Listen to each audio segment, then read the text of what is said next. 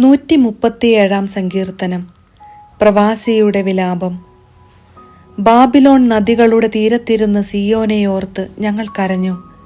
അവിടെയുള്ള അലരി വൃക്ഷങ്ങളിൽ ഞങ്ങളുടെ കിന്നരം തൂക്കിയിട്ടു. ഞങ്ങളെ തടവിലാക്കിയവർ അവിടെ വെച്ചു പാട്ടുപാടാൻ ഞങ്ങളോട് ആവശ്യപ്പെട്ടു.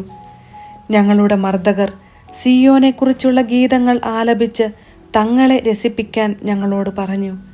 വിദേശത്ത് ഞങ്ങൾ എങ്ങനെ കർത്താവിൻ്റെ ഗാനം ആലപിക്കും?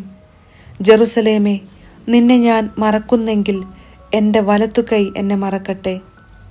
നിന്നെ ഞാൻ ഓർക്കുന്നില്ലെങ്കിൽ ജെറുസലേമിനെ എൻ്റെ ഏറ്റവും വലിയ സന്തോഷത്തേക്കാൾ വിലമതിക്കുന്നില്ലെങ്കിൽ എൻ്റെ നാവ് അണ്ണാക്കിൽ ഒട്ടിപ്പോകട്ടെ.